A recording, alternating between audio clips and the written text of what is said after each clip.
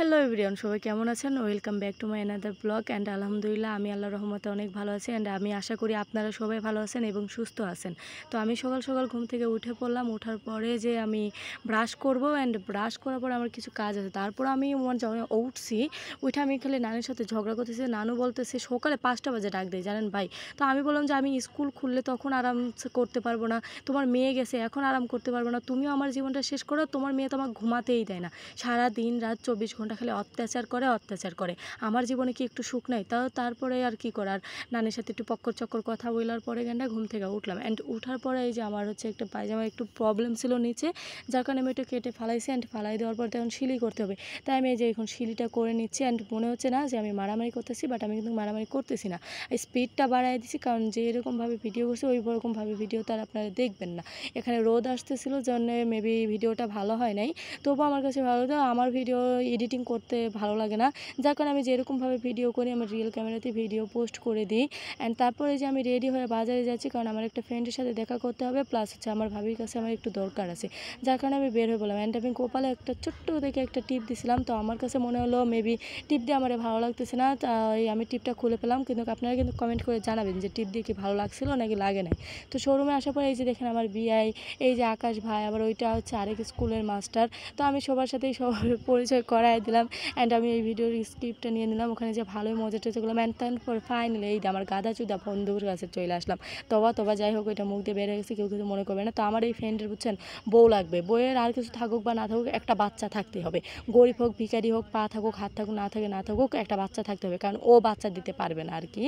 তো ওরে আমি বললাম যে আমার ক্ষুধা লাগছে, আমি তোর জন্য কিছু খাই আসি না, যার কারণে ও যে ধরনে বাকি খায় ওই ধরনের খালি দে, চা বিস্কিট এই পানি এই 3টা জিনিসই পাওয়া যায়। তো আমি বললাম যে ভাই তুই এইটা দে, নাই মামা থেকে কানা মামা অনেক ভালো, তুই খাওয়াবি না, তারপর যদি তুই চা আর বিস্কিট খাওয়াস এটাই আমার জন্য অনেক কিছু।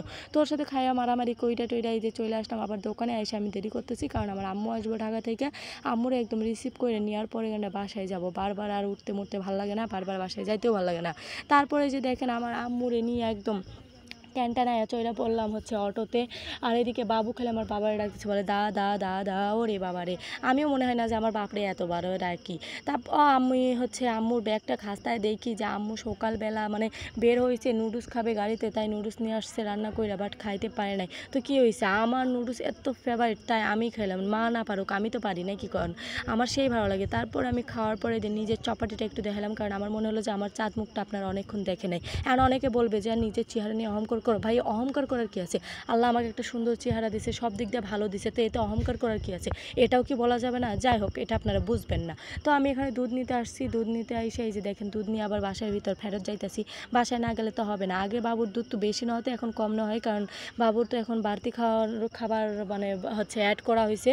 তো আমি এই যে ঠান্ডার সময় গরমের সময়, কিসের ঠান্ডা ওরে বাবা, ভুলভাল বের হয়ে যাইতেছে মুখ দিয়ে গরমের সময়। এখানে শশা খাইতেছি, শশা কিন্তু ভালো, ত্বকের জন্য ভালো, মুখের জন্য ভালো, মনের জন্য ভালো, মাথার জন্য ভালো, অ্যান্ড নিজের জন্যও ভালো, আর আপনার জন্যও ভালো। তো আপনারা শশা খাবেন বেশি বেশি, ঠিক আছে? তারপরে যে দেখেন আমার আম্মু ঢাকা থেকে বাদাম বয়ে আনছে, এত ছোটো ছোটো বাদাম। আমি নখ দিয়ে একটু ফাটানোর চেষ্টা করলাম, বাট নখ দিয়ে ফাটলো না, যার কারণে আমি দাঁত দিয়েই বসায় দিছি। তাতে কি হয়েছে, হ্যাঁ, নখ আছে, নখে কামে না লাগলে দাঁত তো আছে, দাঁত দিয়ে একদম সব কাইটে কুইটা ফালাই দেবো। অ্যান্ড তারপরে যে আমি আমের শরবতটা বানিয়েছিলাম, আর এটার ভিডিও কিন্তু পোস্ট করছি, চালু গিয়ে দেখে নেন, হ্যাঁ। অ্যান্ড তারপরে যে আমি মোটা হবো যেন, আমি কিন্তু সারাদিন খাই নাই, বুঝছেন? যা আমার কাছে মনে হয় যে আমি মোটা হয়ে যেতেছি, এই সেই ভক্কর চক্কর। আপনারা বলেন তো আমি মোটা হয়েছি না চিকন?